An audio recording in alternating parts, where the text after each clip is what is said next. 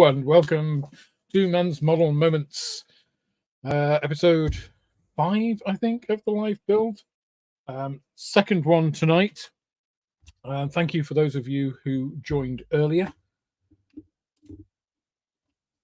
And there's just a couple of us on at the moment, so we'll just you and me, Richard. People are starting to come in now. So this is the second part of tonight. So I have fed and watered myself. I have my frozen cocktail in hand. So for those of you who are partaking, I say cheers. I like these because they contain almost no alcohol, and so they don't sort of fuzz your mind. And being frozen or semi-frozen, they are quite refreshing. They are, however, pretty high in sugar, I think. I think you get more of a sugar rush than you do a buzz from any alcohol that's contained. So earlier, we got the Hunter to this stage, and I left off the horizontal stabilizers. We also got the various drop tanks so that we can get into sanding, just getting those seams and panel lines. Just there's not much for us to do there, but just the little bits that are a little rough. We just want to address those before we get on to priming and painting. So to prime the model, I am going to use Rattlecan. This is Autotech Grey Primer. They are an automotive, surprisingly, paint manufacturer. Again, a lot of people talk a lot of rubbish about what you can and can't use for model primers.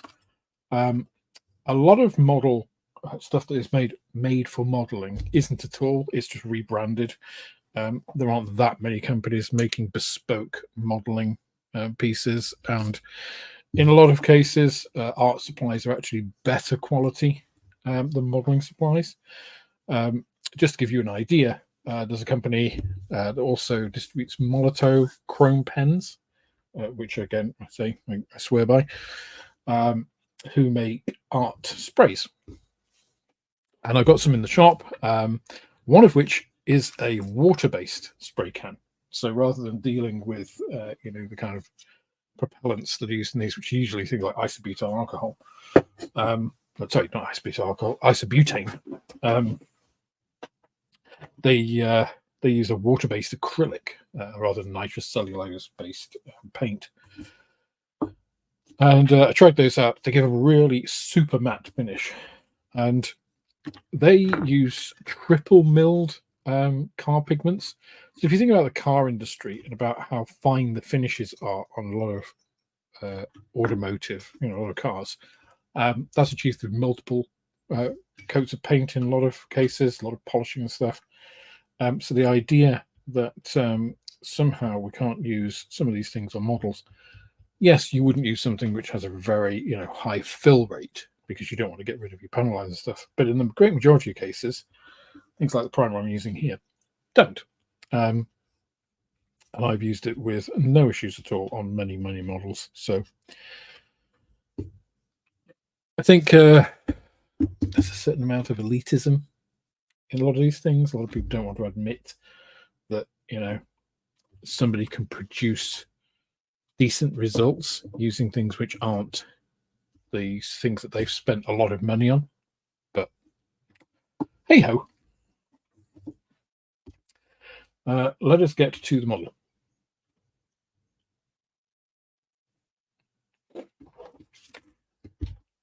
So the first thing I'm going to do is just have a little look over where we need to address things. So obviously this seam along here, you can see that. This one at the back of the cockpit, There's a little bit there. There's a little bit here that needs just taking down. There's actually, I think, a little bit of filling needed back here. Turning the model over again. Here we've got some to address. Little filling there, although what's actually going to be seen if we close that air brake, not sure.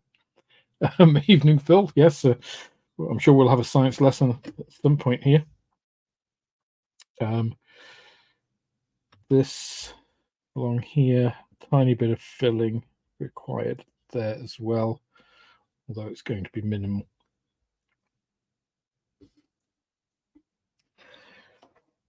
So I find these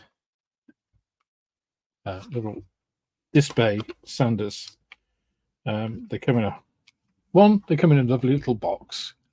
They do ranges all the way from 180 up to 800. So I think it's a really useful set. They do another set as well, which is, I think, much finer. But I find these are fantastic and cover all of, well, certainly what I need as a modeler. I think you'd be hard pushed not to find use in these. As you can see, I probably need a new set. And I also need to get these in the shop. I do have account. Well, I have all of the price lists and everything from Display. Just have to get around to that. I wanted to get the kits in first, as I mentioned. So let's go with like a 400, and let's just see how the plastic reacts. One, in an area that I can't really see being exposed, and two, that doesn't have any interfering awkward things like cross panel lines and stuff. So that is just taking that edge off a little. So we do have a little bit of a seam there. I think I might actually go up a grade.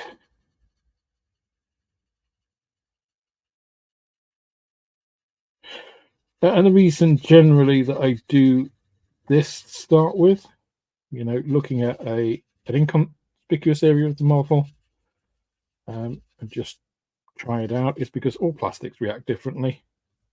You know, some plastics are harder than others. ICM plastic's quite soft. Old Airfix plastic is quite soft. This new stuff, I think, is about right in terms of blend.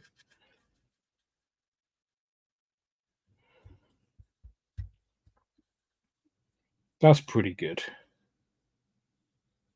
That is pretty good. So yeah, I think starting off at this, was that 280? Yeah, 280 grade is going to be about right for us.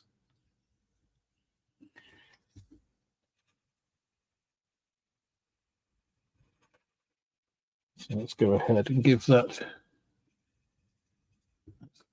up a little bit. I see an awful lot of what I'm doing.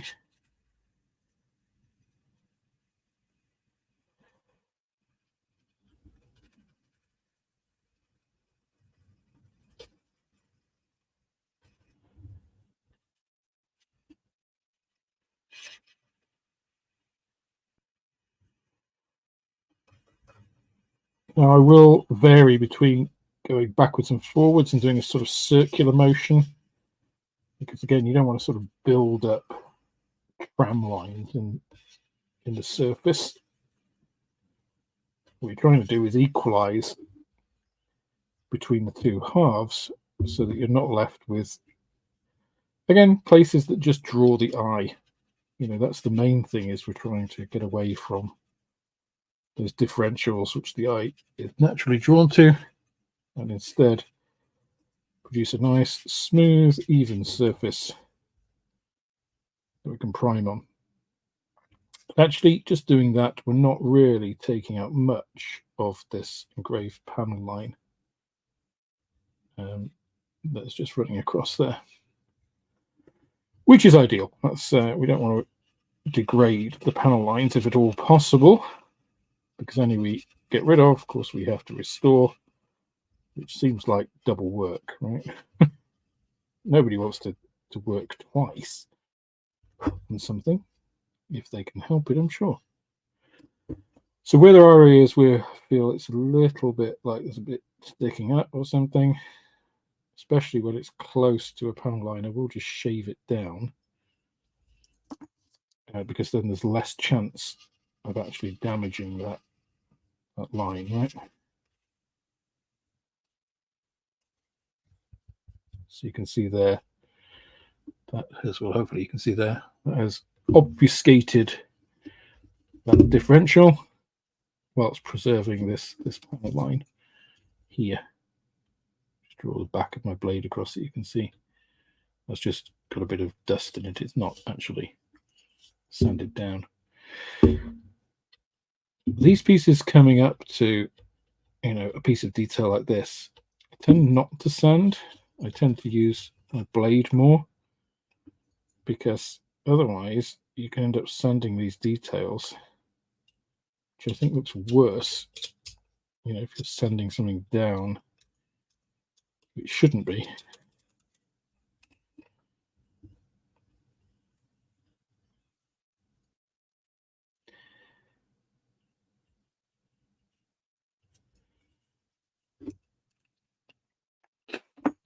Oh, a bit of an itchy nose there, trying to do that without stabbing myself with a scalpel.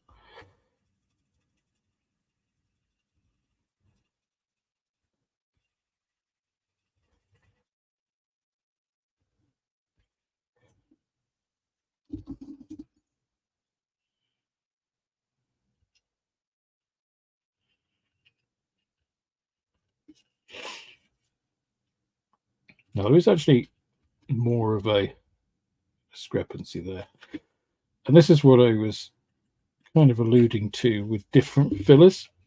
I don't know how well you can see this because there's not much contrast of grey on grey, but you've got one side here, then you've got about a millimetre where sanding has not touched, which means that this is a little bit proud and just going over the surface that is untouched. So that just needs really a smidgen of filler just to prevent that. Again, these areas I'm just using the back of the blade just to pull across, make sure we've not got any sand and debris in there.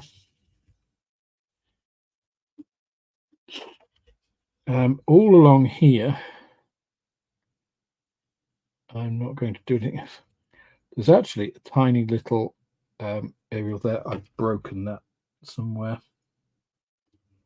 I never really like these molded in aerials because of that exact fact. They always tend to get broken off. I would much rather put it in afterwards. But actually, there is a little sort of raised bit going up to that from where the injection molding is, which is not really something we want anyway. It does give me the opportunity to get rid of that. Something like this 280 or maybe even 400. See where I stuck my fingers onto that little bit of Tamiya earlier. Just that's how quickly Tamiya dissolves plastic and softens it. But that's just coming out quite nicely there. Again, I don't really want to go hard on it because I don't want to obscure this panel line. Again, just dragging out the dust from this just to give me an idea of where we are with it.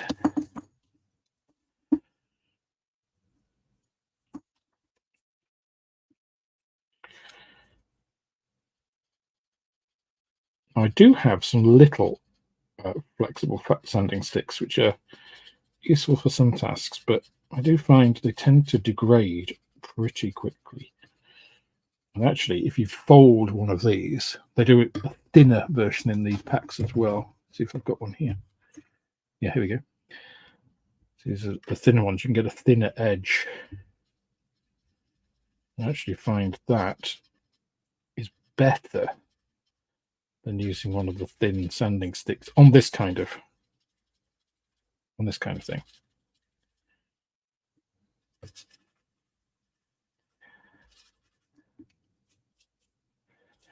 So there we go. That's got rid of any issue that we had from my mistake.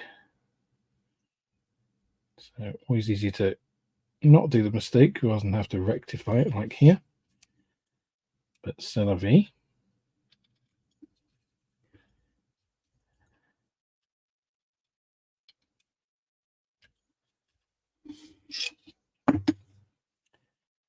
Now, for the rest of this, I don't really want to do too much because there's quite a lot of detail here that I don't really want to get rid of.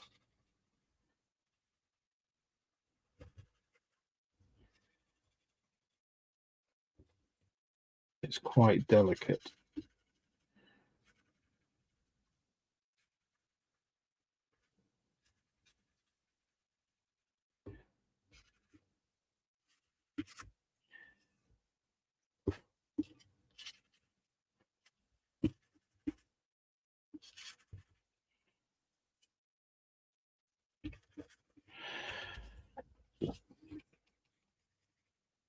I'm going to focus on the larger areas like here. You've got a large area without any of these panel lines to get that looking nice.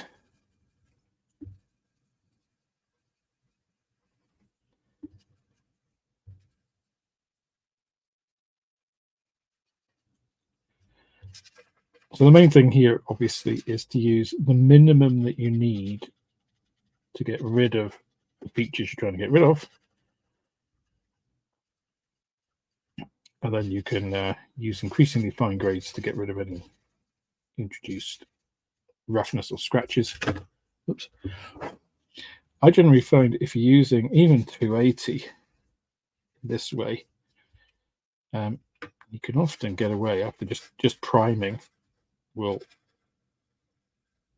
mask enough of that. You don't necessarily have to go much up, so like 400 or so. I'm not a big like going up to 2000 grade in every build.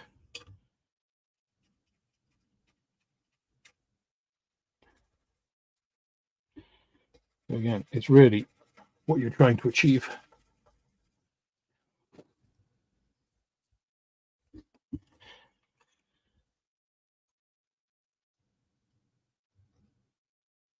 Again, just using the back of the scalpel there just to take out any of that dust.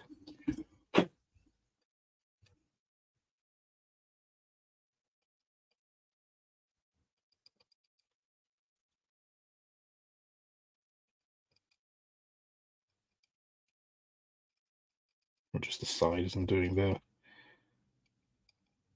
Yes, these are quite shallow panel lines anyway. So I don't want to reintroduce like a really, solid panel line because that's not what is already there. Just make sure these are suitably cleaned up.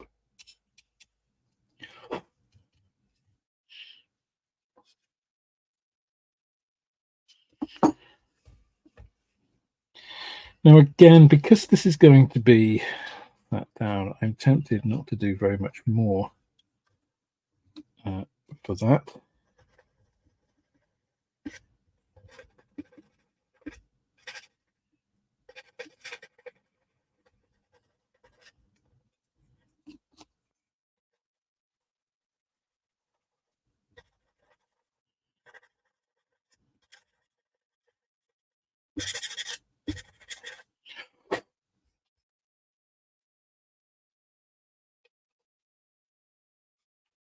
Now, here it's a little bit more important, right? And again, we got this tiny little aerial here, which is, it's annoying that manufacturers still do this. I get that it's, you know, one less step and it's on the seam line anyway and things, but you're always going, if you're going to be closing an area and that's there, you're never going to get it absolutely 100% right. So you're always going to need to do some sanding and stuff, which is almost impossible with this little bastard here. So I wish they wouldn't. And Airfix is not the worst perpetrator of this by any means.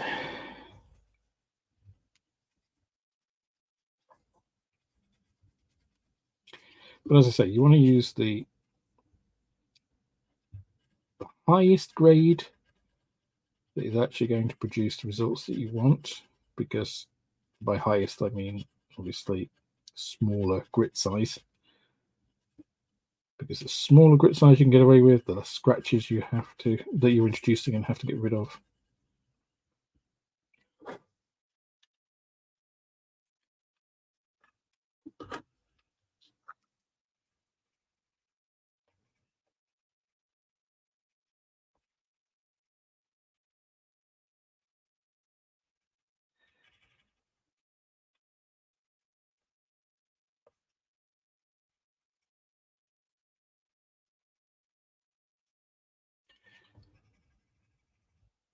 Fortunately, sanding is the dullest thing, I think, in hobby.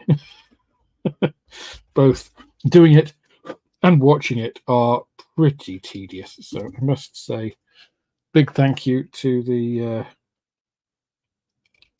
disciples, the 13 of you who are sticking with it at this point.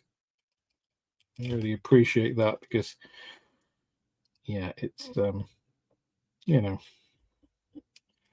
it is what it is, but it's like, it ain't great. Sanding. Ugh.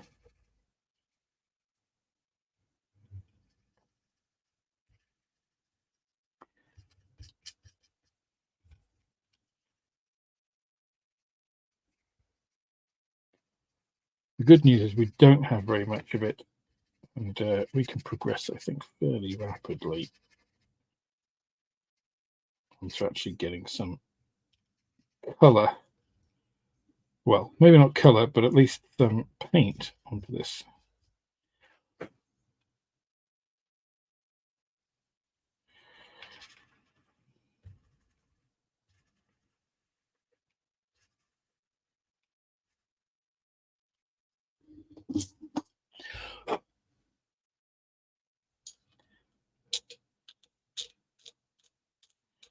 I would also say a lot of people go really nuts on sanding, right? Check your references, because especially, I mean, including modern aircraft, but especially like older aircraft, the tolerances weren't always that great. You know, sometimes you get these super smooth airframes, and actually, when you look at the real thing, they're like, it's almost like panels are hanging off. You think, good God, that just doesn't look very aerodynamic. So just check your references that you're not kind of overdoing kind of smoothing and blending and all that kind of piece. Sometimes these things were rough. I don't say that as an excuse either to skip bits. What I'm saying is you should, you know, we're creating scale representations. You should actually bear in mind what you're trying to recreate rather than, you know, what's in your mind. Unless that's what you want to do. You know, I'm not telling you how to model. I'm just saying if you're trying to do that scale representation, make sure you're checking what you're trying to represent rather than what your mind's eye imagines what it should be like, because that isn't necessarily the same.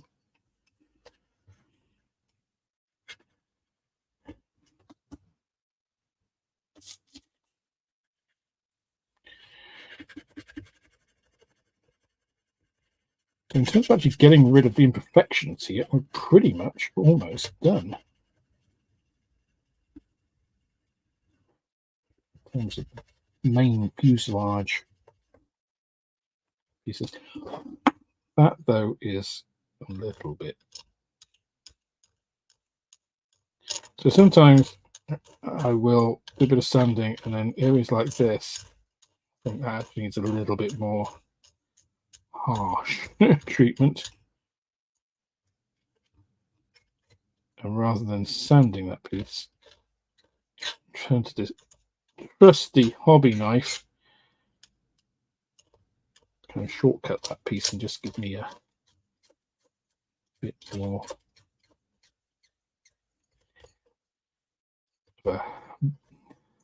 not a blunt instrument, but a sharp instrument, and achieve what I want.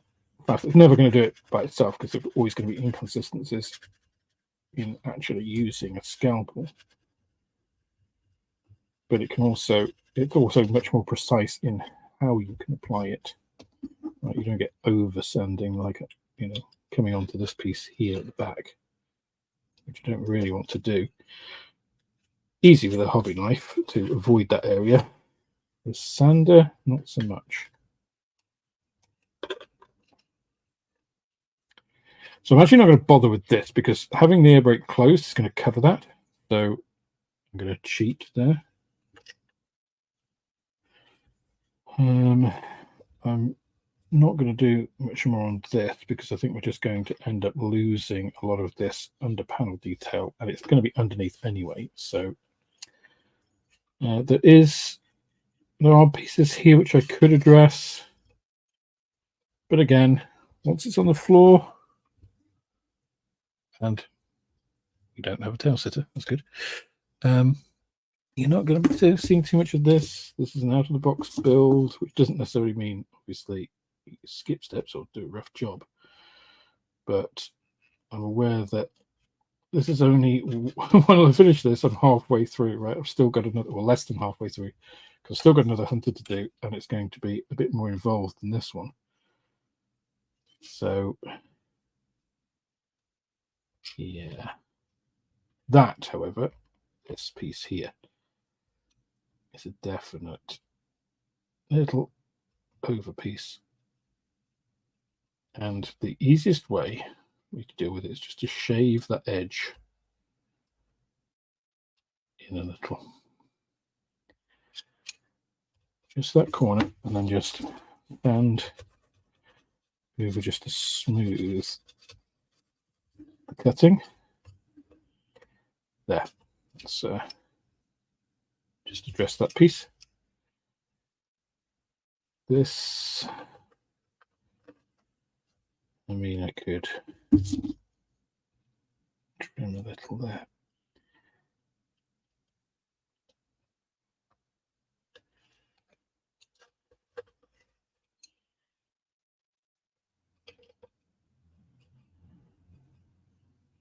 Just where that's overlapped a little bit too much.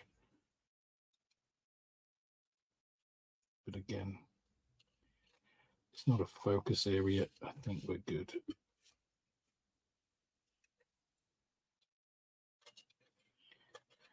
So I think with, even if you're, quote, trying your best with a model, doesn't mean you have to, or doesn't mean you can't, not cut corners, but be economical with where you apply your skills.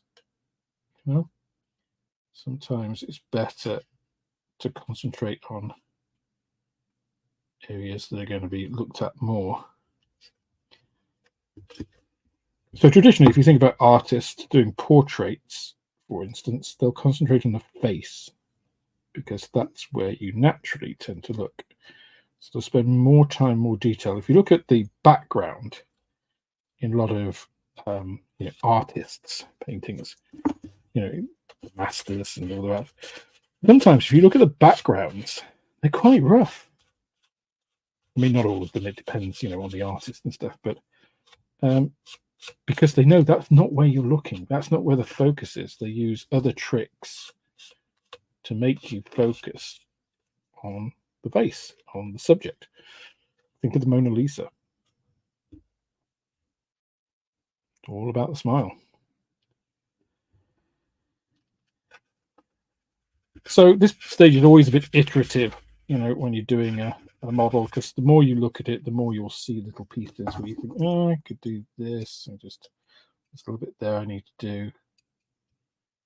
And again, were I doing this a little bit more diligently, I would, but because we're on a stream, I think if I do that, it's going to be really dull. Right, so we want to get on with this. So I'm just going to fix this little piece here, because that is a bit of a balls up. And these are really awkward, right? Anyway, you've got these sorts of complex shapes.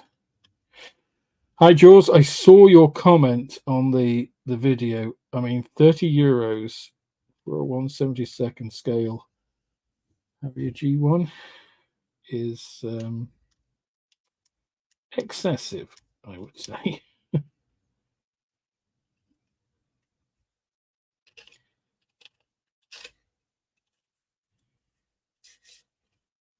Just a tad excessive. There is a little gap here. And the thing is, I don't really want to get a lot of filler involved here.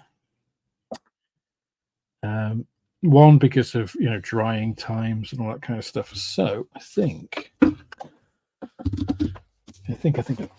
are we going to do? Right. First of all, I think I need a drink.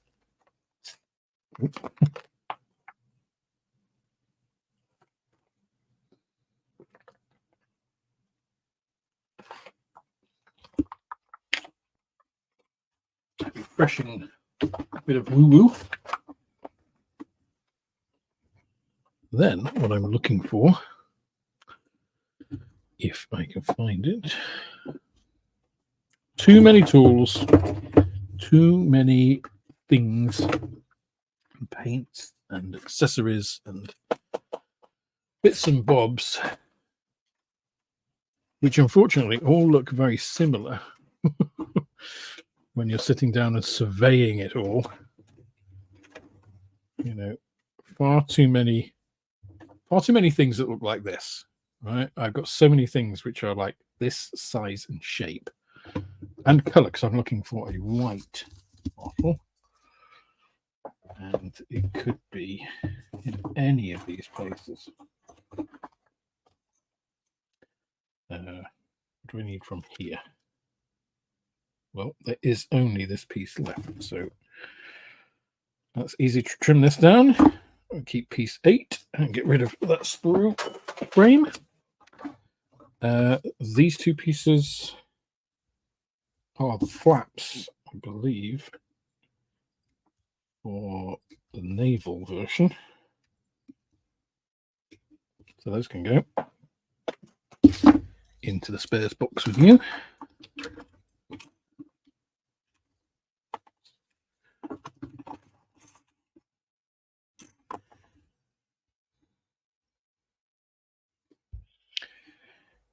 And let's also get rid of these.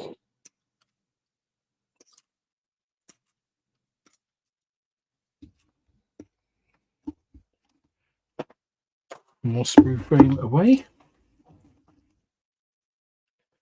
So whilst I'm thinking about that, I'm going to close up some of these areas so we can get to spraying. I tend to use just toilet roll. I think it's everybody has toilet roll. Well, no, most people have toilet roll. There are other alternatives available, of course. But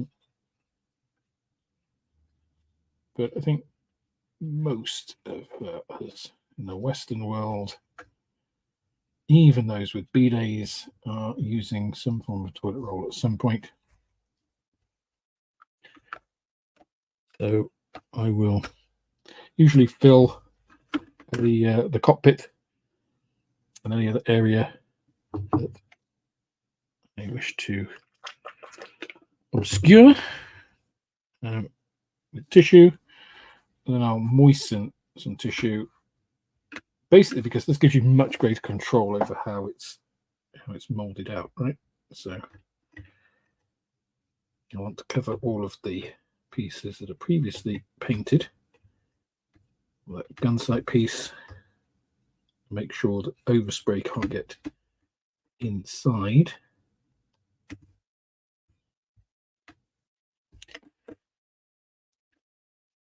And you need surprisingly little. For those of you who are against using paper, this is actually not traditionally made paper, if you like. This is from bamboo. Those of you who wish, this is from a company called Who Gives a Crap. So it is toilet paper, triple ply, made from bamboo, which is fast growing, and you don't have to cut down lots of trees just to wipe your bum on. They also do free delivery and lots of things. So if you are concerned about such things, Who Gives a Crap, I'd recommend. Maybe I'll even throw a link in the description. Right, so I'm also just trying,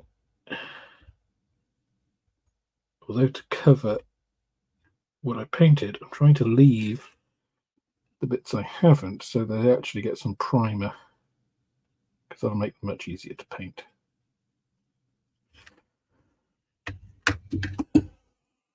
Too many tools, not enough kits. Not at all. I have way too many kits.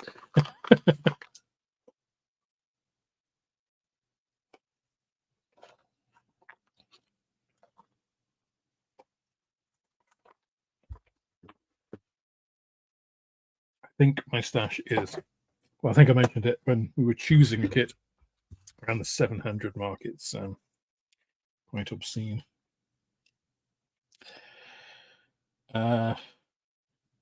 Right. So that's that.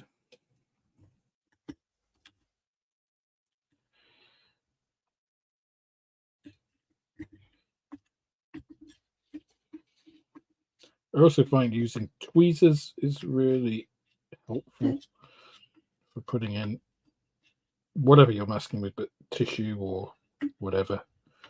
So that's just manipulate stuff where you need it to be. So yeah, generally I'll use like a first piece of dry tissue to kind of get the bulk, and then use damp tissue on top of that to just go around where I want. We'll do a couple of things, as we'll see as I get along. I really like these wheelbays, actually, the way that Airfix have done them. Not that you will see an awful lot, but I think with a lot of Airfix, modern Airfix kits, they give you enough to do a decent job out of the box, and also a really solid basis if you want a super detail. You know, they give you a good starting sort of baseline. You know, if you wanted to add your own wire and stuff to this, they've already got cast-in wiring, but if you wanted to add more to add to that effect, you know, I think you're almost like, you know, halfway there with what they've given you, and you're kind of just enhancing.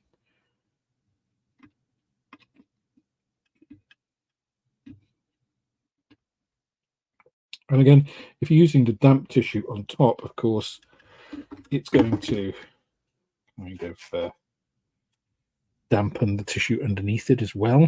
So you kind of get a double whammy on that. You know, it helps it all kind of stick together.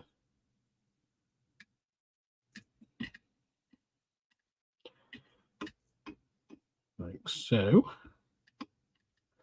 That's making that side look a bit sparse. Now I think I need to put a bit more in this side.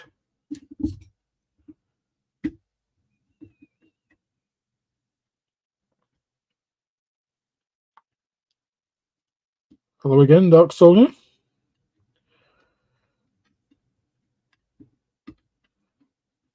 Thank you to those returning viewers. Welcome to any who are just coming in for this part. We're just masking up the wheel wells.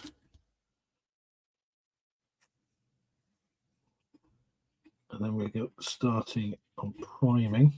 So we've done a rough sand to start with. Put a prime coat on, and that will show us what more we need to do.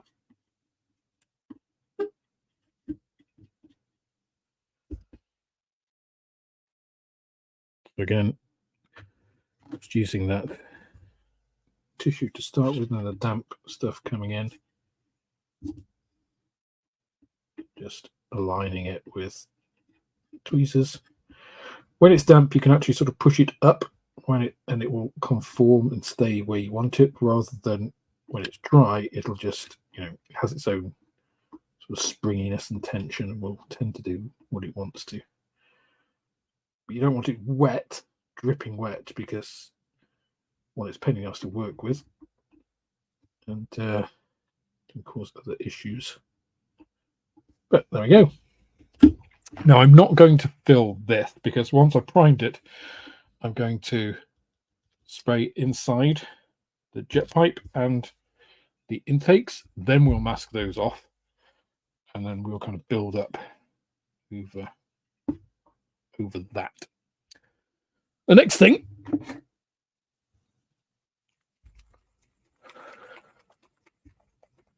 is this, which the label fell off sometime over the last year. I've had this, I think I've mentioned on some of the videos. It's about half full, little bit over half full, maybe 60%.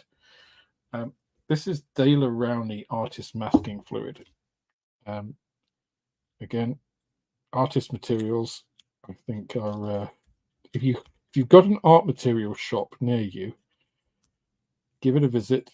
For one, if you want really good quality brushes, that's where you're going to get them. The Winsor & Newton brushes, Series 7, if you want a decent detail brush, sable head detail brush. They'll have cheaper, like artificial sable and stuff. This stuff is, Mascol is the modeling equivalent, right? This, I think, costs about twice as much as a small bottle of Mascol. I've been through 3 or 4 bottles of Mascol that just, you get to a certain point and then the whole thing just sets. This stuff, as I say, this has been going strong for over 20 years. And I've never had any issues with it, so I couldn't recommend this more. So in terms of putting it on, it will destroy brushes. So don't use a brush unless you are confident in never wanting to use it again. So what I tend to use instead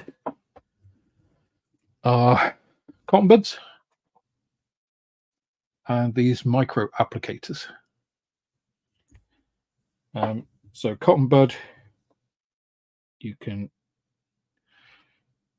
get like the big bits. Make sure I'm actually getting some on. So you can kind of paint this in.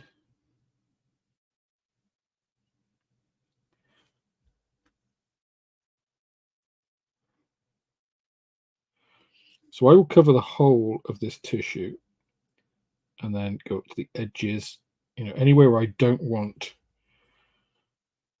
paint to go.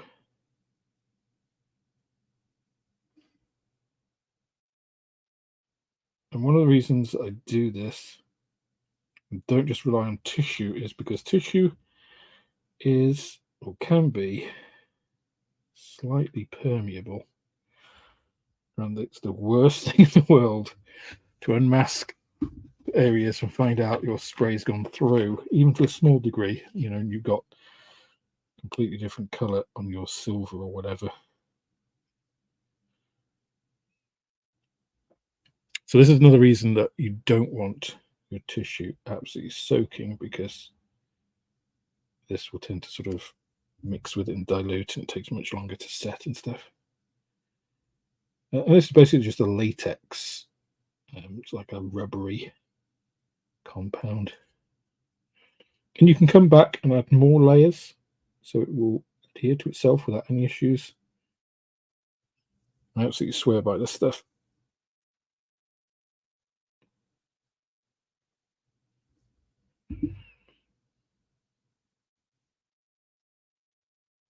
Also, so I'm going to deliberately go over here, right? So put it on here, and I'll go over onto there, right? It just wipes right off. So either with your finger, with one of these little applicators, you can just rub it off the surface of a model. It's really, really easy. Super easy to use. Really effective. See there, again, because I've gone over it already, it's kind of trying to do the same thing.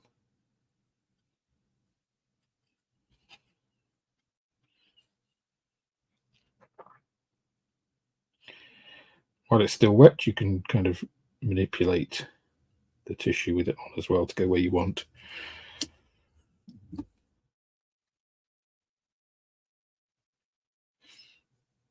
And it will, when it dries, it sort of does get this sort of like shiny, rubbery texture. And it's basically impervious to anything.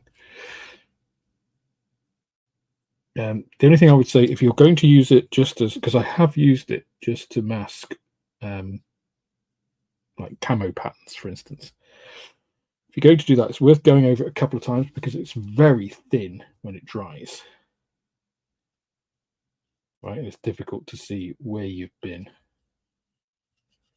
And the other thing is, if it's too thin, you try and peel it off, it's a real pain in the ass. Whereas if you get a couple of coats on, it peels right off really easily.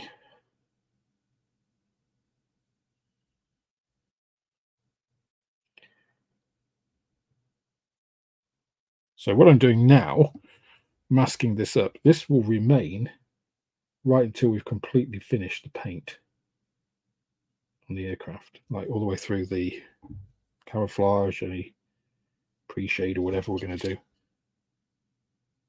Hence why I'm spending a little bit of time making sure it's right.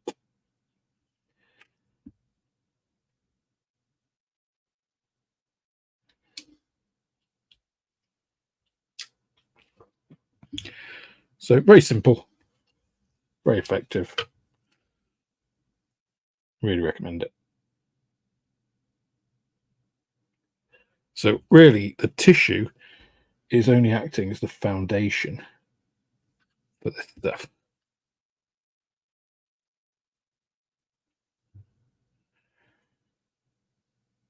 So I'm being quite liberal here.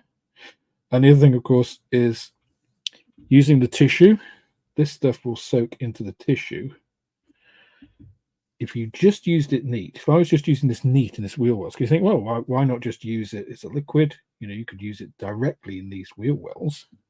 Simple, right? It's going to conform itself. It's like, yeah, you try getting it out afterwards. The tissue acts as a scaffold and, makes it one big bit. So it's easy to extract. The other thing is, once you've done this, and one of, again, the reasons I use damp tissue is to extract it afterwards, because if you use damp tissue, once this is all done, it's still a little bit damp. It's easy to come out.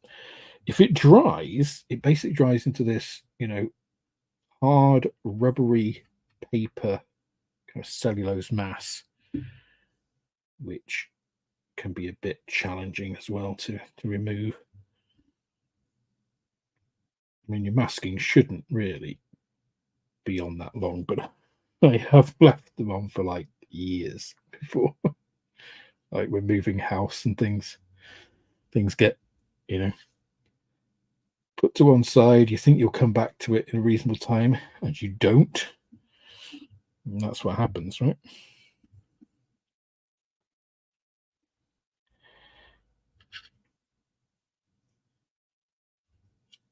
So these little bits actually, see, this is actually dried just here. I can just kind of wipe it off and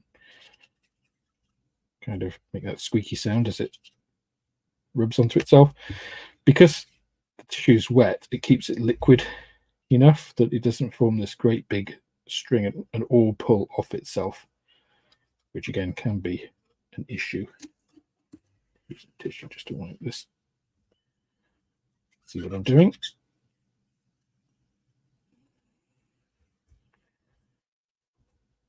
Yeah.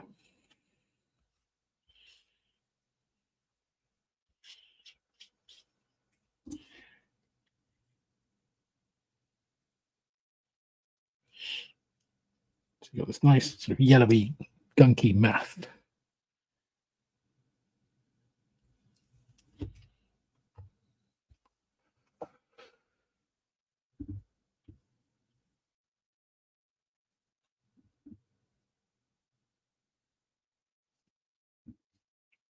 So you can drop it in, it will just absorb down into the tissue.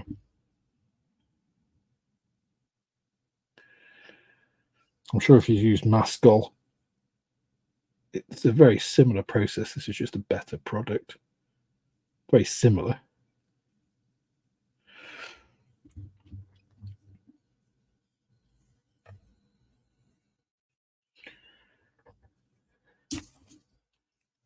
Oops, I'll just throw that away.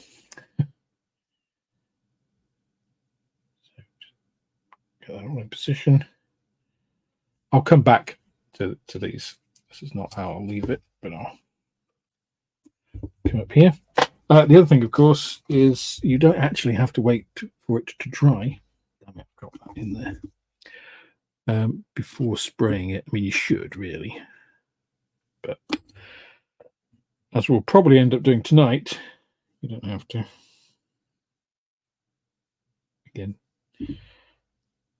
due to time concerns and the fact that streaming is a little bit different from normal model making.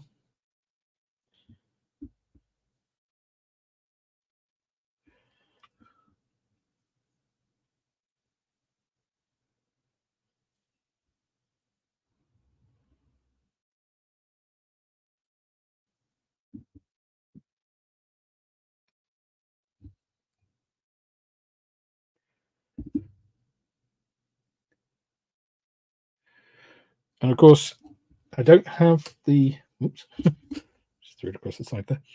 I don't have the ejection seat in at the moment because, again, we'll need to have it in right now. Right? It just slots on the ejection rails. I think it's better to leave it out as long as we can. And then deal with all of this stuff before having to go there.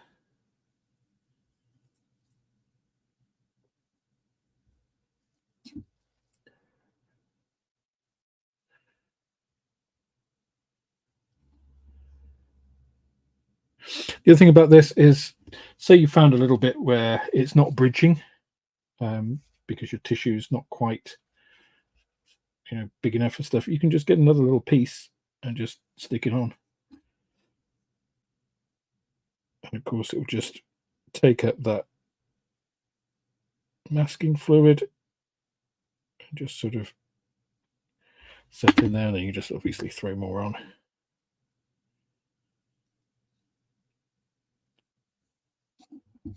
Again, no real dead ends in modeling. And there we have our masked cockpit.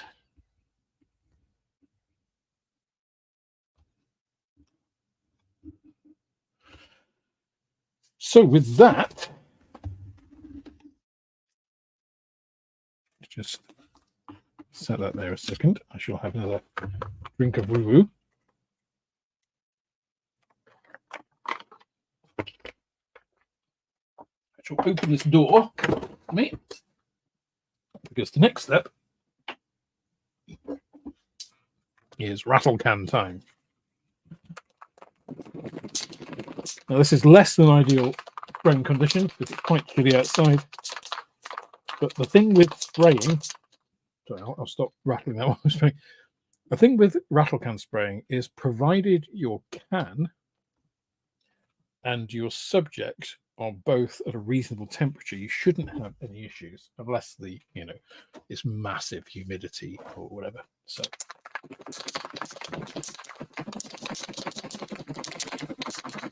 my chair is really squeaky.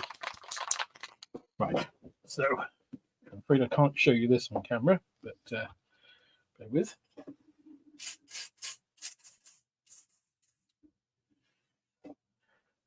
Okay, so just a quick spray there. So you can see most of that sanding has disappeared. We probably still need a little bit around here. But this sort of priming, you know, doing a bit of spraying, doing a bit of priming. Here's the underside that we did before. Obviously, again, an iterative process. So here's that big panel that I did. You can see most of that, if not all of that seam has gone completely. This all remains, but that's what we were going to say. We're just going to leave.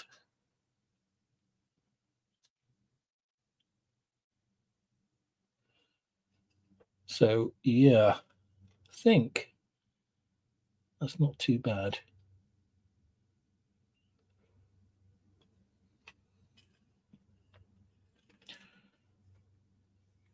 So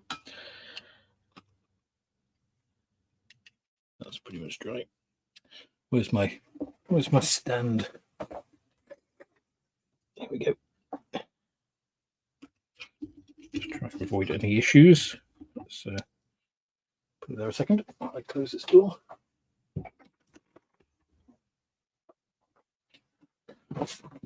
So having proof of concept there that we are at least, you know, 70–80% of sanding. Let's put on all those little bits on the wings and stuff that we avoided doing before. Things like the air brake on, so that we can see where we are to do the rest of it. So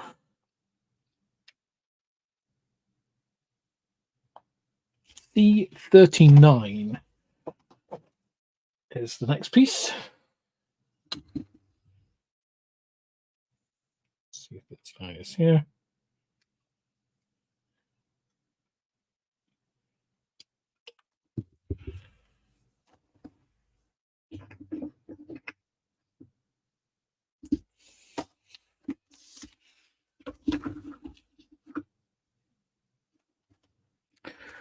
Get rid of that. Don't need that cluttering up things at the moment.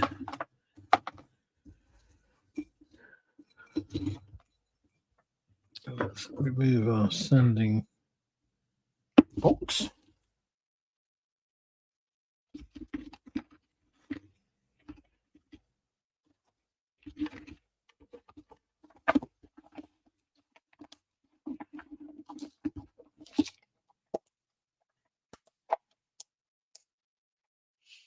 These are, I think, about £15, 15 to £18, I think. Which I think is not a bad deal. What they offer you. There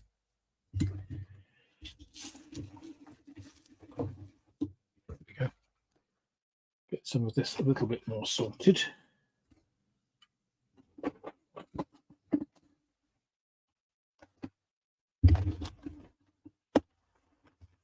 And now I can't find my scalpel. There it is, buried under a pile of things.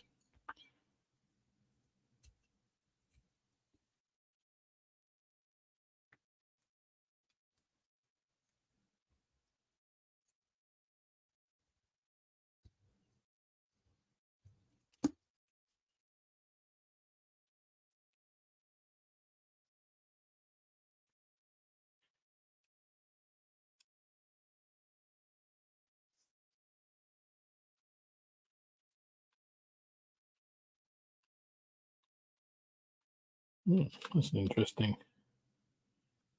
interesting fit.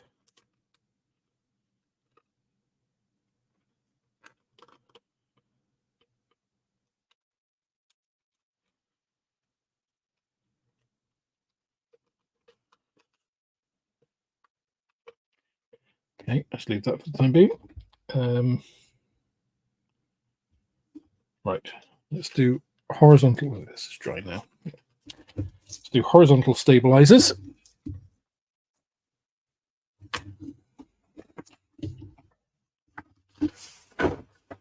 So these I will put on after everything else is done.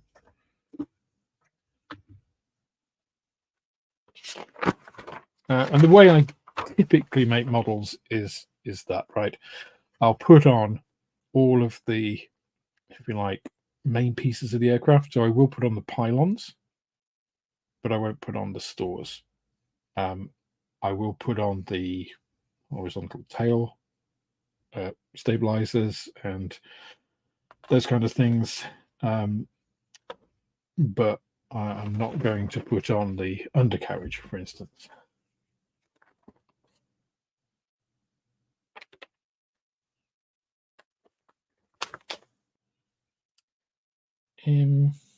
Okay.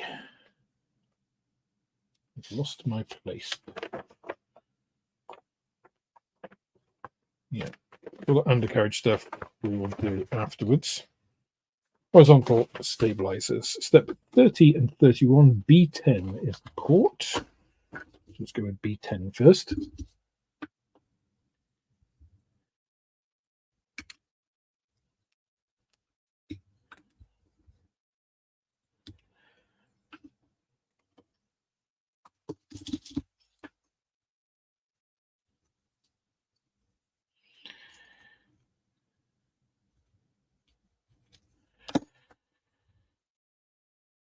Having said, I've just got rid of my sending stuff.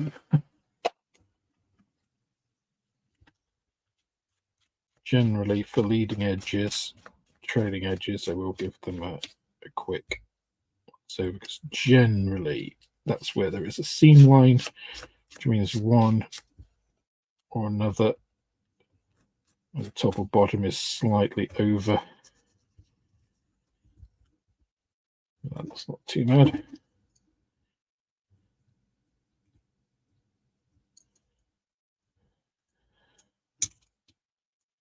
Generally, for the mating surface, I'll just scrape it like this.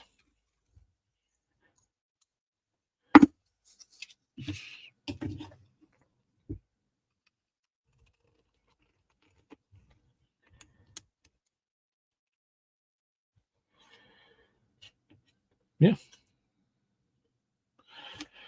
Again, sort of push fit on that.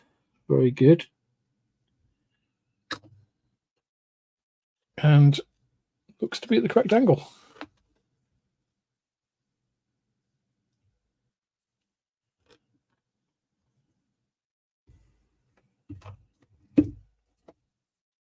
So overall, I think the fit on this kit is really good. And, you know, oh, just throwing the horizontal stabilizer with that frame.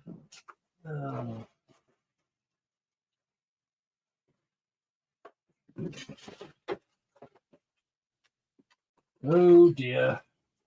That was a silly thing to do, Alex. Oh, where?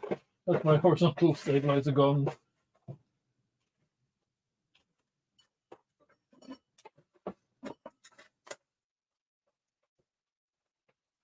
Okay, it's in this box somewhere. It's a really stupid thing to do.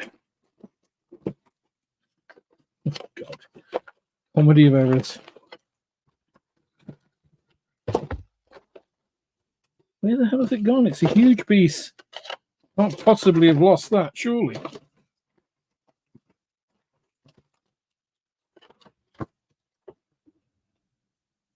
Come on, let me just.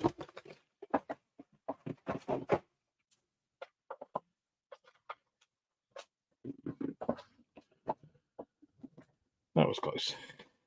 It actually bounced off the sprue in the box and it sat by the side of it on the floor. I'm always amazed at how far parts can go when dropped, and the physics of them just seems to defy normal physics. You know, they fly at all kinds of odd angles and stuff. I'm sure they don't obey the normal laws of nature.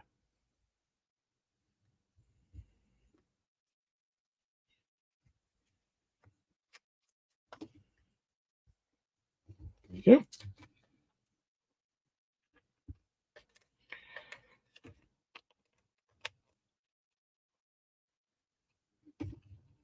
That doesn't seem quite seated.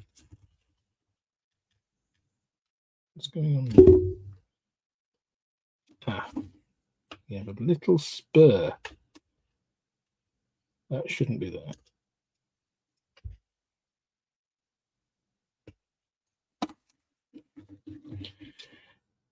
Didn't look quite right compared to the one I just put in.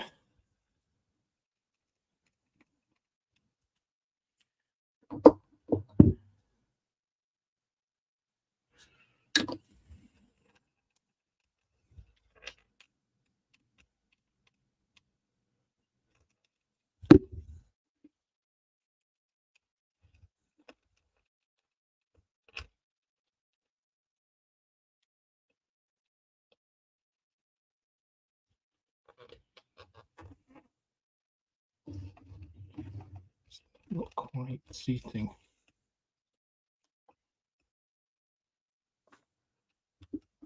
There.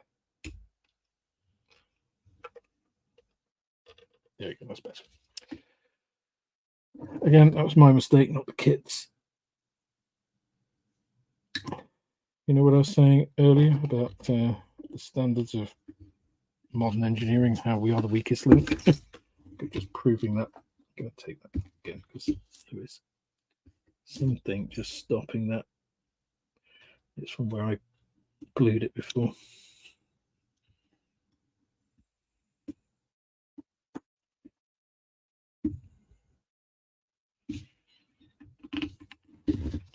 Just preventing it going into how it should be. There we go. There we go. That's how it's supposed to be.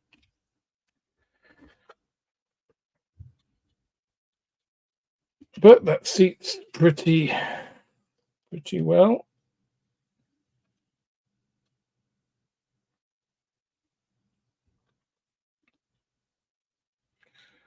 Yes, certainly, Phil, I think a lot of mine are quantumly entangled.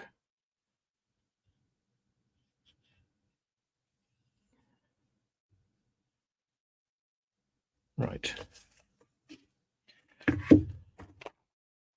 Okay, that's those pieces. A15. That's 7 and 6, which are our flaps, which are going to be down. So again, those will be addressed a little later. We have pylons. We need those pieces for sure. That will come in later. Let's say A15. I think we had these earlier.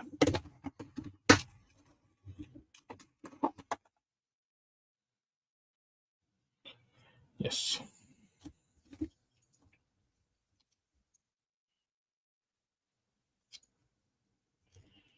These are ailerons. Or ailerons. I think that is one of the most difficult words, or sort of most mispronounced. You guys know what I mean. The turny-wordy bits on the wings.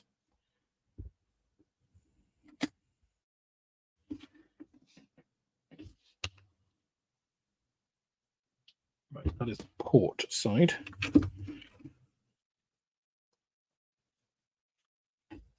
Port side turny-wordy thing.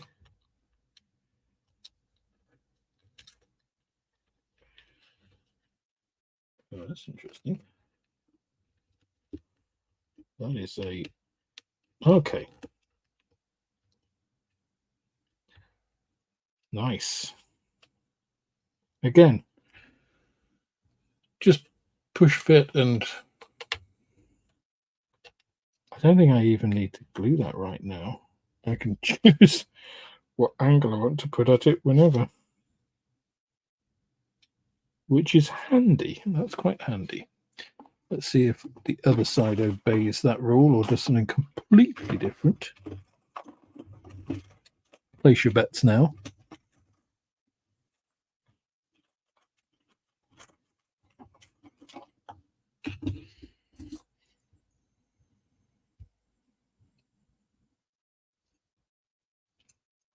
So in terms of science lessons for tonight, I don't really think I have anything to say about quantum physics. The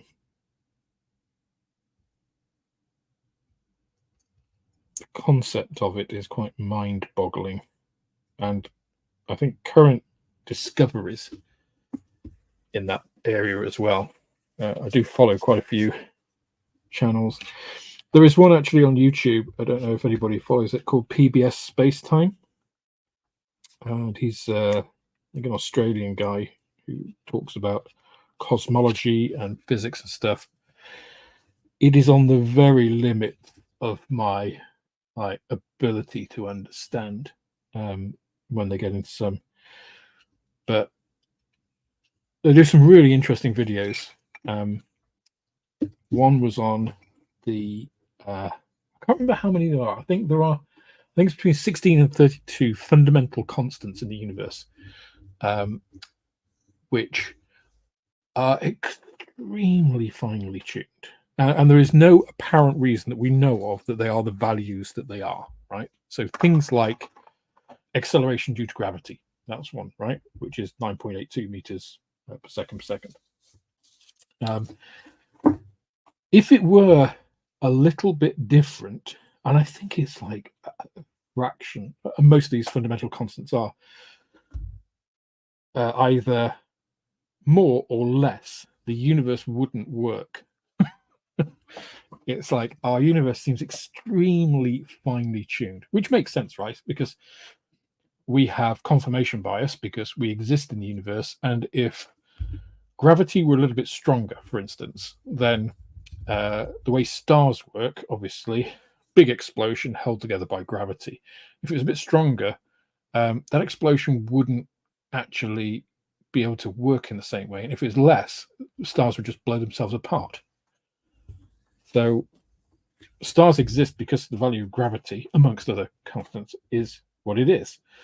And if it's anything different, our universe would not have evolved in the way it is. But of course, if that was the case, and there may obviously in a multiverse theory be other universes where the value of gravity is say 9.8 meters per second, and so stars started, nuclear fusion started, and then they just blew themselves out into big balls of gas, or nuclear fusion never actually started, so the universe would just be a sea of well, basically hydrogen or energetic particles. And of course, in those universes, life wouldn't have emerged to observe that fact, right? So the fact that we exist, it seems like, grand design. A lot of these things you could say, well, that's evidence for God, but it's like, well, no, we're only saying that because they all happen to work. We're here because they work. If they didn't work, we wouldn't be here. So, but again, on the very limits of my understanding or ability to understand, because obviously physics is not my chosen subject. It was actually the subject of, I took 3 sciences at school in A level, and physics was the one I performed worst at. But I do find it fascinating, maybe because I understand it so little.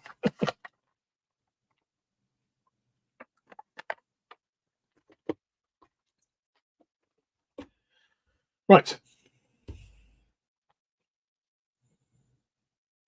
So a lot of these pieces, the undercarriage doors, the undercarriage themselves, I'll spray on the sprue. and then assemble before putting onto the model. That is generally my chosen way of doing it, because it avoids a lot of masking and pissing about on the model, which, you know, once I'm manipulating, it's quite easy to knock these things off or break them, as you can tell by the fact that I got that little aerial previously. And it makes it much easier to paint, right? If I want to do these silver, I can separate them out probably on, I say on the sprue, I mean before putting on the model. I'm going to put those on these little clips and then, you know, spray all of those silver things all at once, together with the, you know, these oleo legs and hydraulic activators and all the rest of it.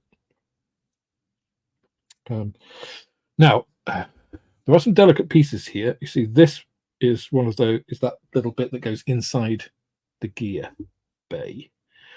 It's broken. So what I'm going to do is just glue that on the sprue. So just a little bit of Tamiya thin. You know, that is together at the moment. And then that should hold together in that position to cement, provided I don't mess about and knock it before that. Same with the flaps. So these flaps, I'll spray at the same time as this, but I won't add them until afterwards. So I do like a modular approach rather than making the whole thing and then trying to separate out assemblies, which I find is a real pain for me. That's my particular style. So I'm just looking through now, and okay, step 57 and 58, we need to add these big blisters, which I think are the Aiden gun cannon pods or ammo canisters or such. So C15 is the port side.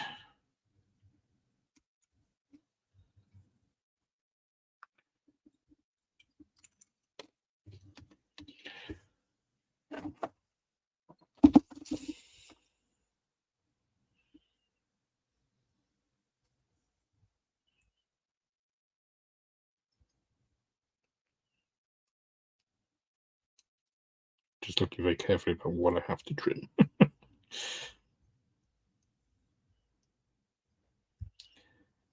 Definitely do have to trim that. Yep. Yep.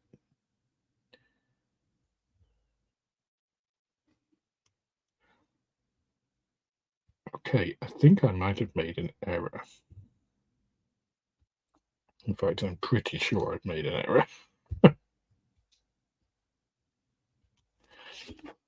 In fact, I'll go as far to say as I've made an error. Let's just go back to the beginning.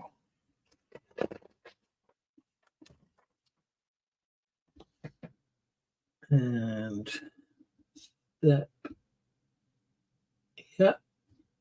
step 12.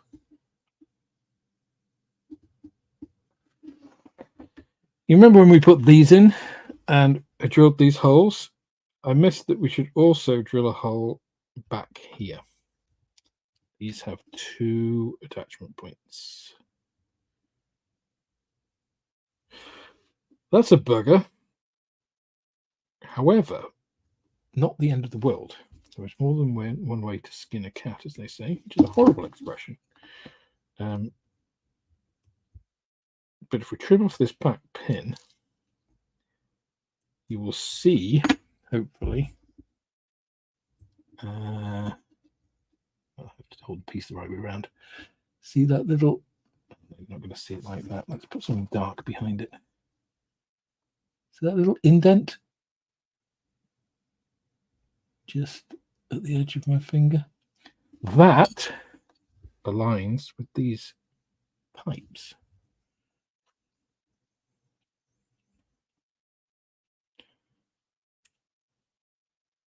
Oh, of course, it's the port side. So if, fortunately, we do have the 4 hole, which is the important one, I would say. And then this goes up snug against that pipe or ammo ejection thing or whatever it is. And hey presto, it is where it's supposed to be.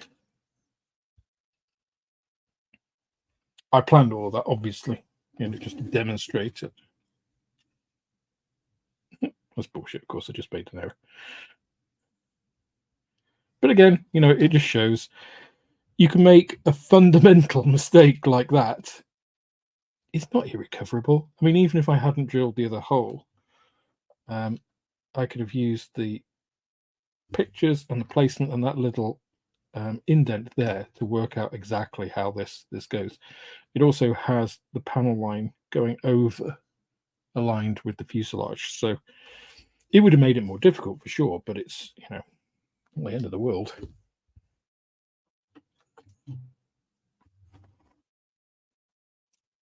So again, everyone makes mistakes. It's how you react to them. And in modeling, it's not a big deal, is it? Oh, they catch the spent cartridges. Is that what they are? Wow. We really were tight in the 60s, weren't we? We needed to catch the spent brass. I know there were some rough times back then, but wow. I mean, one would have thought just getting rid of them rather than putting 2, streamlined, but still, I mean, they must be fairly draggy in terms of the aircraft performance.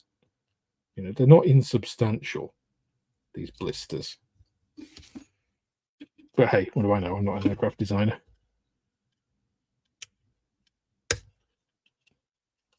But again, these fit really nicely. Very impressed with that. Ooh, that was way too much glue, Alex. But once again, we got away with it. Because I think ours is a fairly forgiving hobby, generally. Tamiya thin is a fairly forgiving substance. Plus, we could just blow on it to make it evaporate more.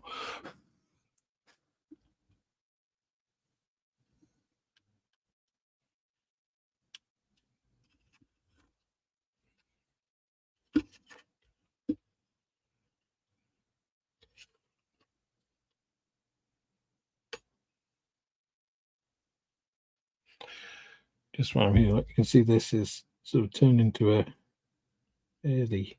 This is still a bit flexible, but and still a little damp. But there you go. You can see that stringiness shows it's kind of polymerizing.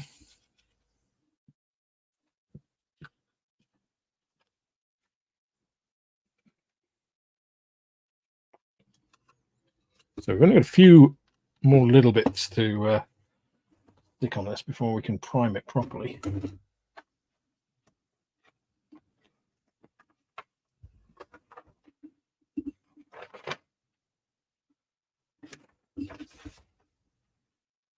So skipping across, we've now got, let's see,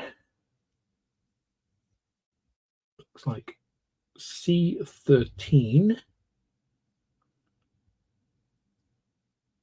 we have to use.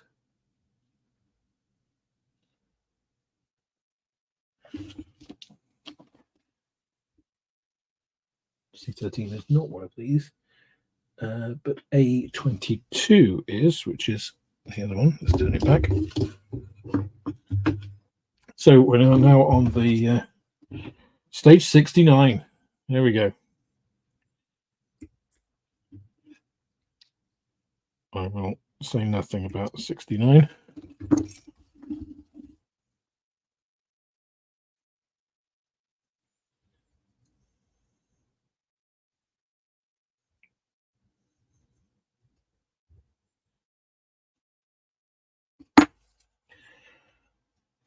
So there we go, that is A22. A22 is the inner pylon here.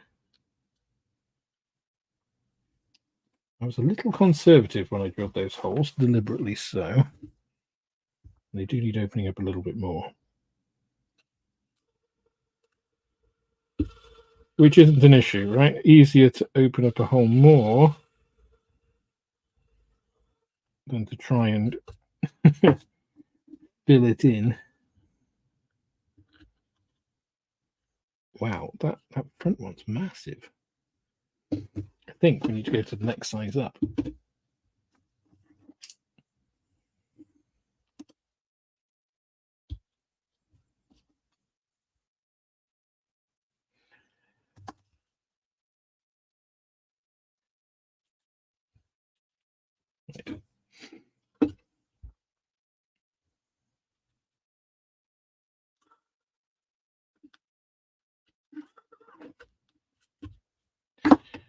It may not look a lot of difference,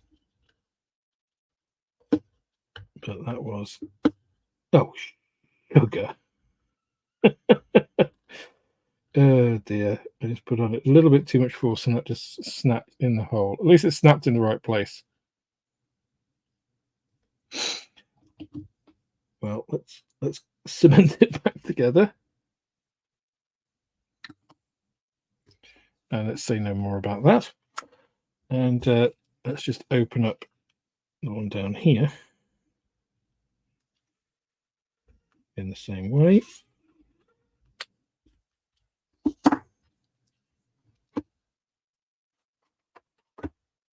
So the next one, where have I just put that?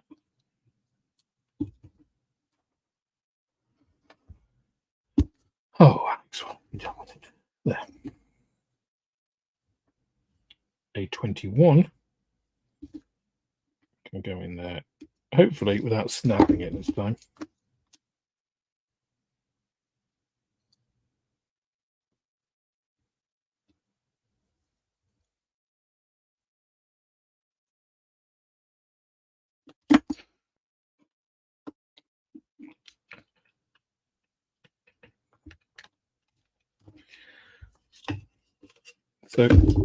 So that is,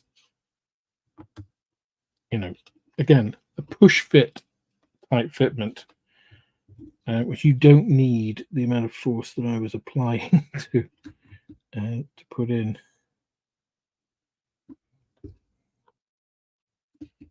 So the reason I put these on is because they are essentially part of the airframe, and because everything's, you know, here is okay. I don't need sanding and other bits. I put these on, and they will get painted in with the rest of the airframe, and you know, it'll look a contiguous piece rather than, you know, the drop tanks, for instance. It doesn't matter. I mean, I will paint them at the same time, but it doesn't matter if these are slightly different because, you know, drop tanks weren't necessarily slave to an airframe.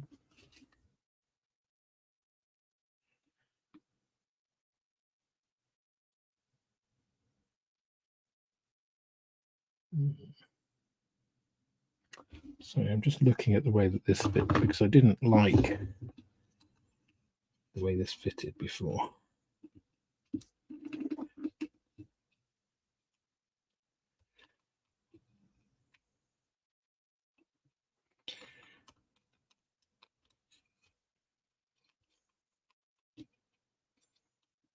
I think it just needs pushing down while it cements.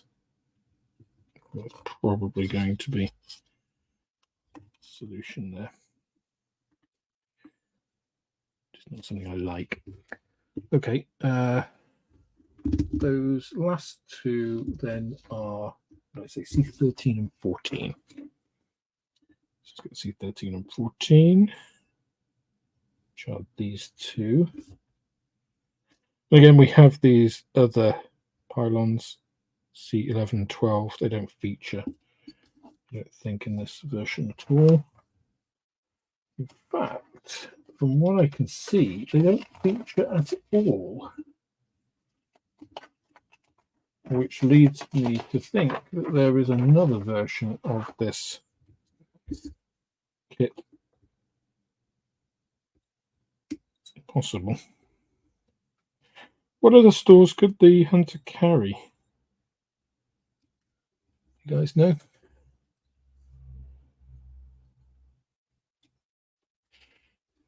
These are all identical pylons. You also get 2 more of these than you actually need.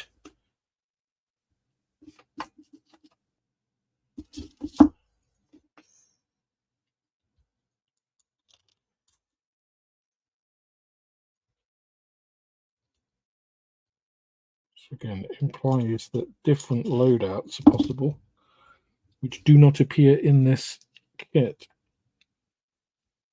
Those again need just drilling out a little bit more.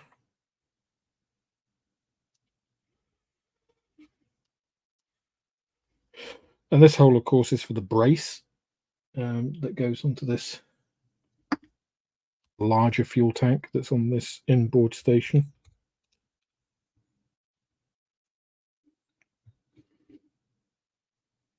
Again, really nice fitment of these pylons. Whoa, whoa, whoa, that was...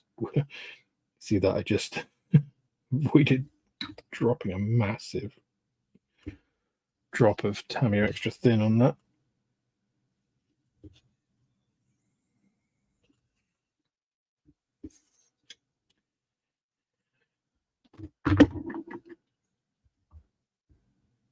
Somebody has to know what extra or what different stores a Hunter could potentially take. I mean, I'm guessing, would one loadout be, could carry air-to-air missiles? I would have thought it would.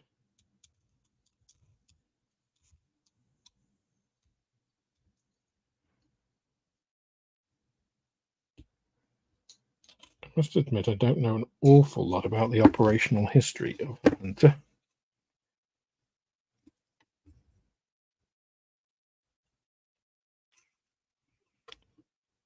And because I've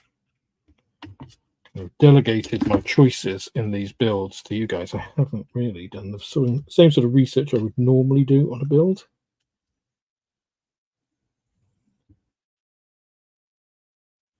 Which is very lazy of me, isn't it?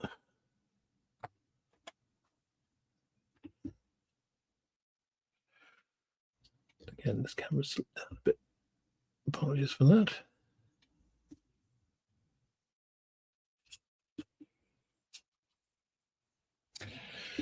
Okay. Almost there with this piece.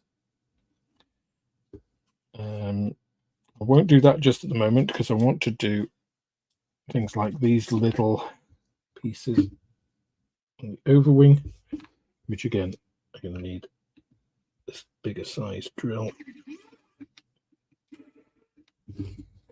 Seems a bit overkill considering the size of the piece.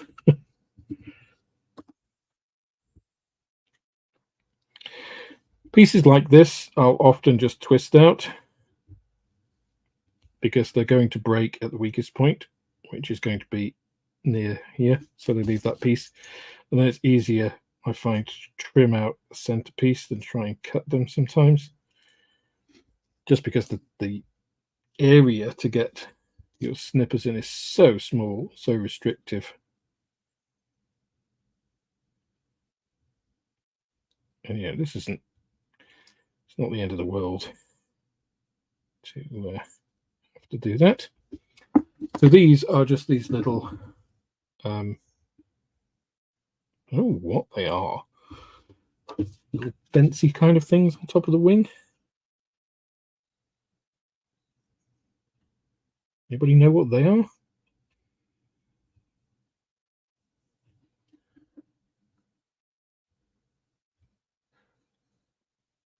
Sneb pods. They're not those ones, are they?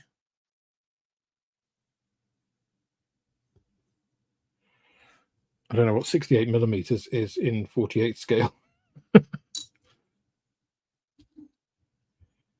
Because those are included, of course, and they do go on the outer pylons. But again, those aren't those pylons that I mentioned are also in the kit. of which you get 4. I'm always intrigued because there are always little clues to Airfix's planning. Not to say that they ever will release, for instance, a 1/24th scale Mark 5 Spitfire or Mark 1, but the wings that are in that kit, the 1/24th scale Airfix kit, have landing light cutouts, and the transparency has landing lights, which of course were eliminated on the Mark 9 because the Spitfire was an atrocious night fighter. It literally had no success, so they ditched the landing lights because it wasn't needed. They weren't needed for night operations. So, you know, they have the capability to be able to release a Mark 5 later on. They would just need, you know, a slightly different fuselage, or at least a different front to the fuselage, just to shorten it a little bit, because of course the Merlin Series 63 basically lengthened the fuselage by about 8-9 inches, I think it was. So just need a slightly shorter fuselage and a few other bits. But the Mark 5 and the Mark 9, I mean, the Mark 9 was an interim measure, putting the new turbocharged Merlin 60 series engine into essentially a Mark 5 airframe. So not an awful lot of changes, and it would make perfect sense for them to do a Mark 5 as well as a later release. This is not looking at a bad stage, I think, at the moment. A little bit of a mess up there from me, but I think we'll get away with that. So we've got the overwing little, whatever these bumps are. Sidewinders, Mavericks, really?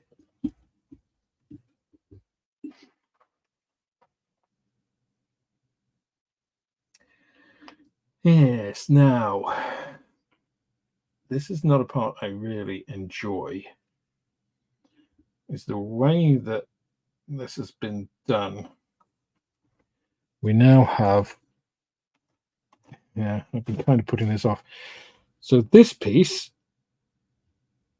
this pitot tube, goes in here, and then there are clear pieces for the ends of the wings, which I can't really get away from putting on, because obviously if I didn't and tried to integrate them, it could look odd. Yeah, well, okay.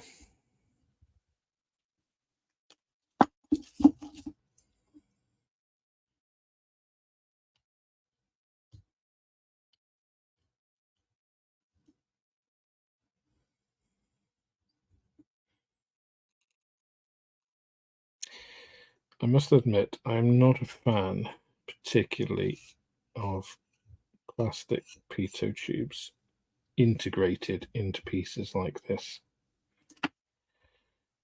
I think, ideally for me, they should be added right at the end after you've done everything else, because the chances of it staying in unscathed through the painting process for me is,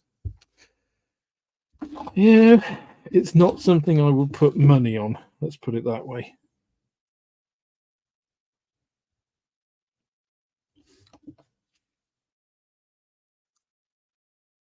So the reason I put glue on the part and then put it in is because there isn't really any real estate on that part to hold it without getting glue on your fingers and then, you know, leaving marks. But I must say, I'm not a fan of parts like this.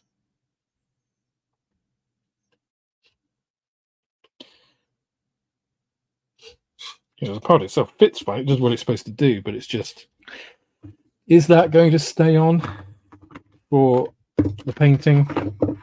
You've seen how clumsy I am through this.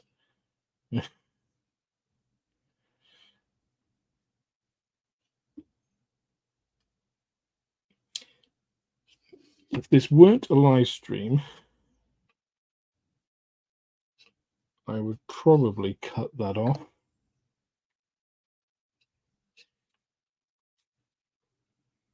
and either reattach it or a replacement at a later stage. Now, let's have a look at the old transparency.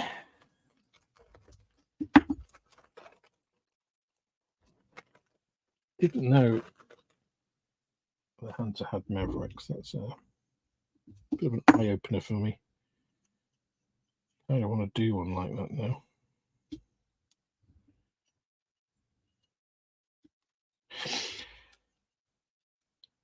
Anyway, what we're doing right now,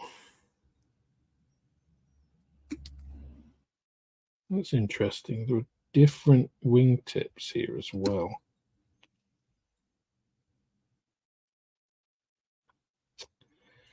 Which again implies the possibility of them releasing. Did the Hunter have a different wing at one point? Entirely possible. They did a lot with airframes, so they changed things through its lifetime.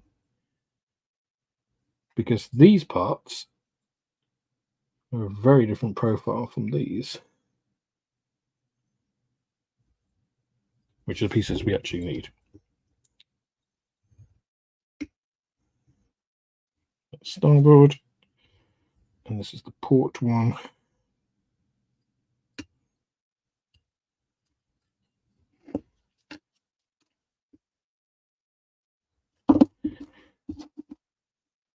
Oh God, that would have been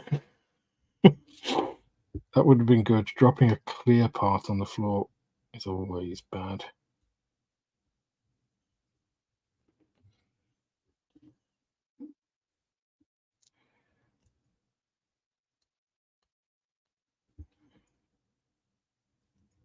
But we got away with it.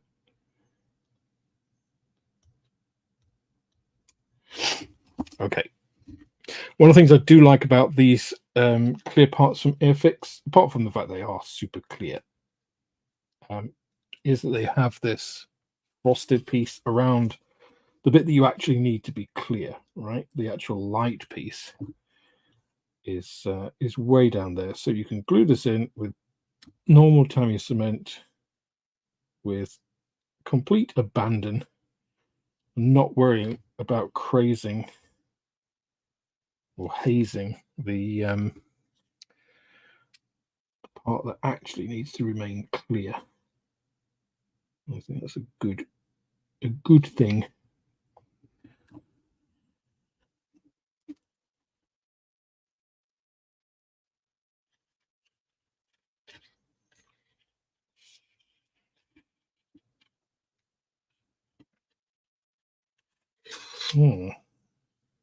That's interesting. That piece does not want to go in there. Have I used the wrong piece? I think I might have. Yes. So that's again interesting, right? This is the right size piece to go in there, but it's got this little tab on, which there isn't room for there. And then there's another piece which is exactly the same size, which doesn't have that tab.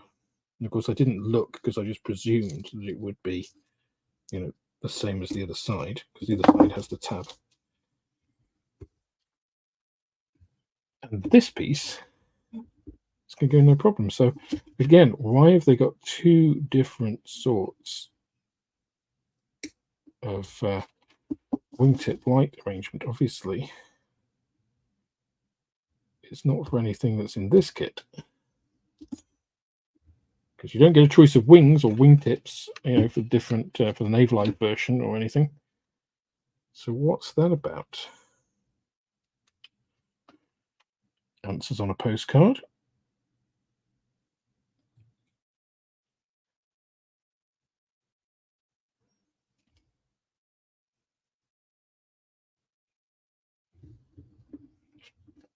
Sorry, I know I'm not quite on camera there. This is a delicate piece.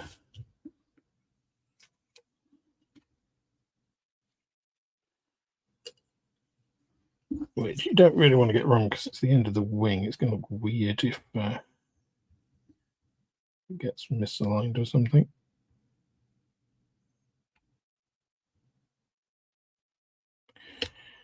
And it's strange because there's no kind of positive alignment there. It just literally goes into that space in a complete opposite way to the other side of the wing. I'd love to be a fly on the wall of some of the design bits in Airfix to understand why they've made some of these choices, you know, in their kits. But of course, that means we need to mask those pieces, which is not ideal.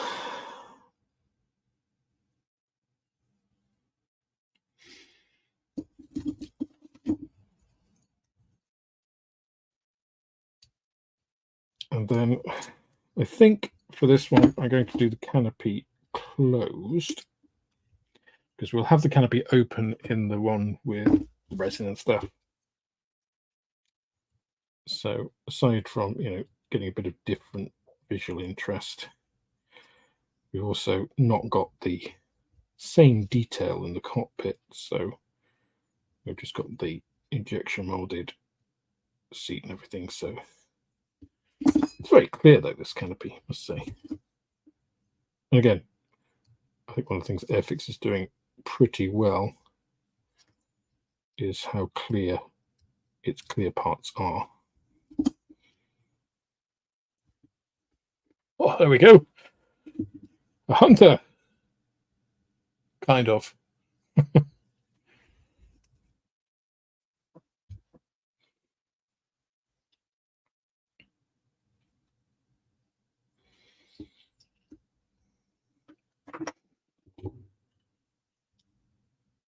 Those are the two pieces for the nose of the other sort. And those are the other canopies. So again, we've got quite a few spare pieces. But I'll put those back in my box for the time being. All right. So I don't think we have any other pieces to put on the aircraft itself. Got the two wing pieces. We do have this little aerial. I'm not going to put that on right now because again, it will end up broken. So let's mask these and then we can prime it.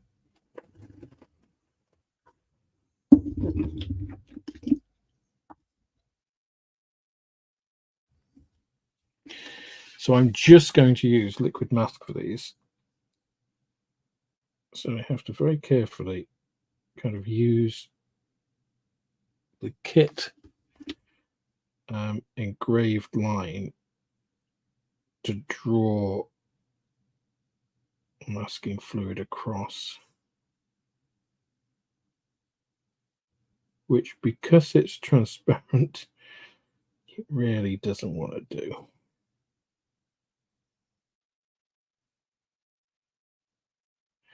But once you get it all the way across, it kind of holds itself. But you kind of got to tease it. I did the same thing with the Sea King. And it's a little bit infuriating, but it does work. So you can see that, really.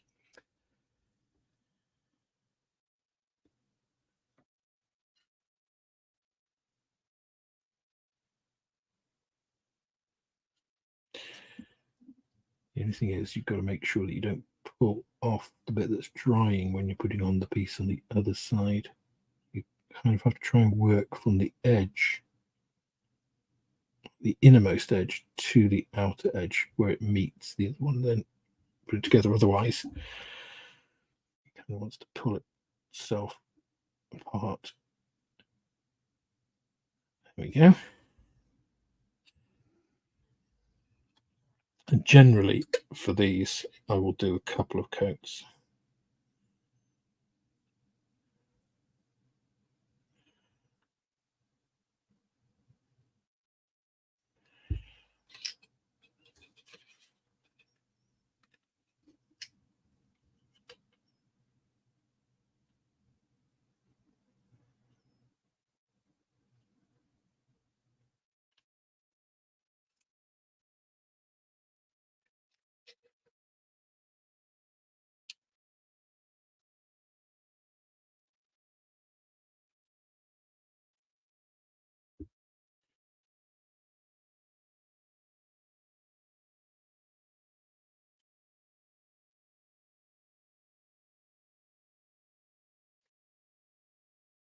Okay, that looks about right.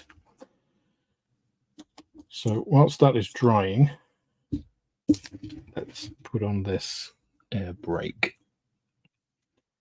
Now this is the first piece that I really am not sold on the fitment of, because that is needing a bit of pressure to sort of push it in place. Get that piece of liquid mask off. Kind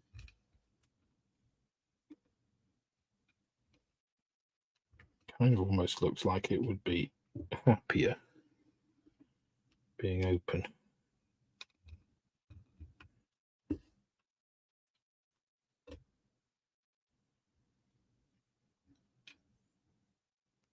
Do you know what? I'm going to leave that off and address the issue at a later date, because nothing is going to stop me closing it or opening it now. You know, if I want to change that, and I'm going to have a little look about how hunters actually operated that way. Okay. I think actually those are more or less good to go. It's just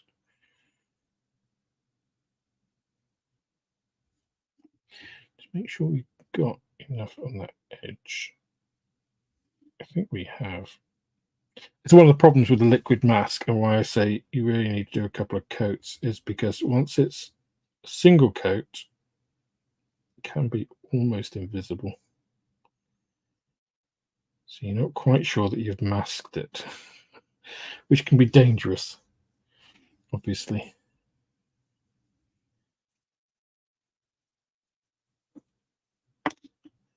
But it is quite strong. I mean, you saw just holding the lid there. You can see it forms this sort of stringy, gummy, rubbery mass.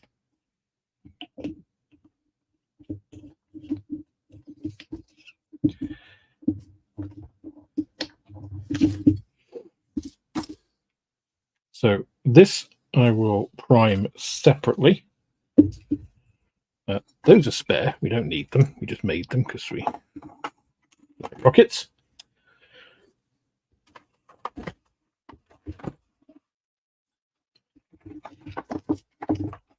So we'll prime this separately.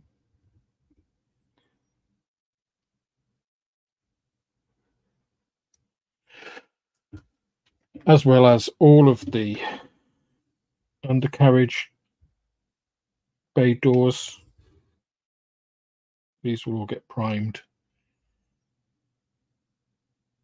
separately. In fact, I'm tempted to just prime this frame and then paint them individually. That might be a quicker way to do things.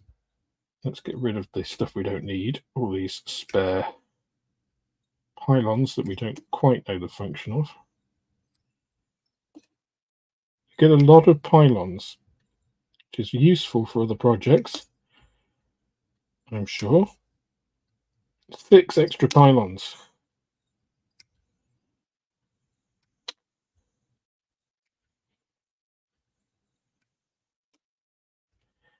That's a lot of pylons. A lot of pylons. Oop. Okay. 5 pylons. I just threw one on the floor. Probably never to be found again.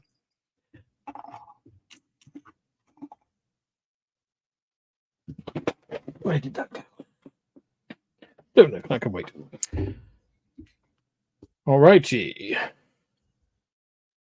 Let's give that a quick spray. I think we're good to spray those.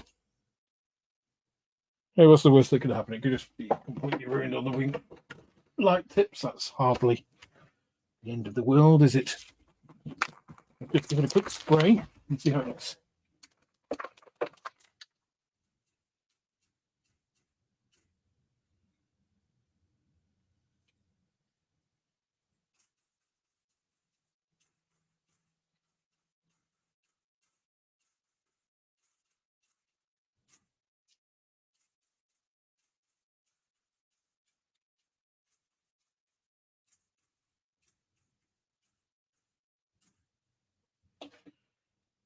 So now I can't really see what I'm doing because it's pitch dark outside.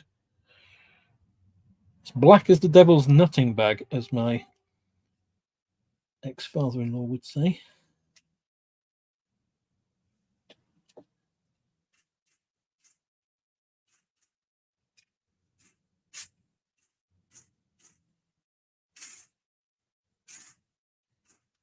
Right, let's see how it's going.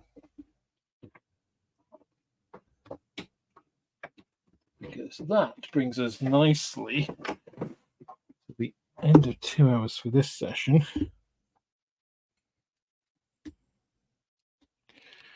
So you can see, actually, even on the underside, where I was a little bit concerned about the seam line, there's almost nothing visible there. That's good.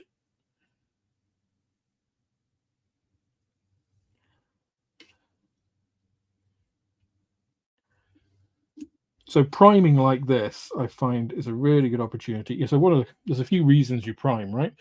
One is to prepare the surface for painting, to get that nice adhesion to the model so that you can accept the paint, so you get less likely things peeling off, and also to spot mistakes, basically areas that still need addressing. So this is okay. This is okay. I've got some glue here, which I need to address because that looks a bit messy.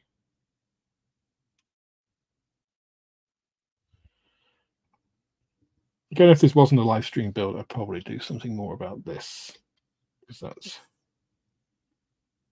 a little heavy, and this is a little, visible. But I think we can get away with that. Wings look good.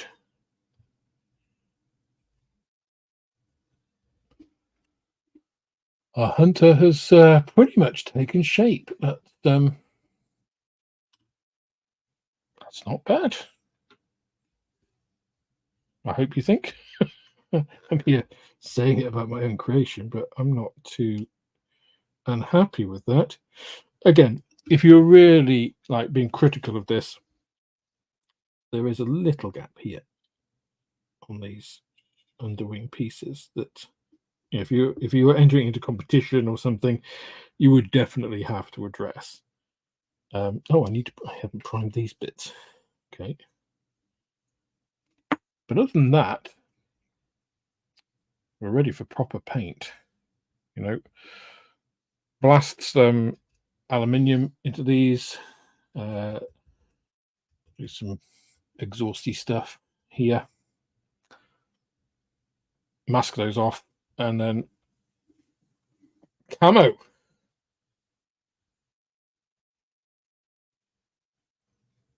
And then we can put all those final bits on, and our hunter will be done. So that takes us nicely to the 2 hour mark. So let's put it on the little stand. I won't touch it. I'll leave it here. I might move it from here because I'll do some other things maybe, but not on this. What I probably will do actually off camera is just clean these up, because that's not really part of the build, is it? You don't need to see me sanding. I think it's, as I say, not a great activity to watch. And then I'll prime those so that everything is primed. Likewise, I'm just going to prime this. I mean, again, it's me using a rattle can. I mean, what can you learn, really? And it's hardly entertainment. So, but obviously nothing to the main airframe. And then next time, painting time, the exciting bit, the bit that you actually want to see, that bit you actually want to get to on a model after building, is the painting, isn't it? Painting and decaling really bring it to life. And I think there we've got the good basis. Again, what I can say about the Airfix kit, so far it's had great fit. Yes, there are some tiny bits that you would address. I haven't had a model kit ever, doesn't matter who it's by, that's fitted absolutely 100% perfectly.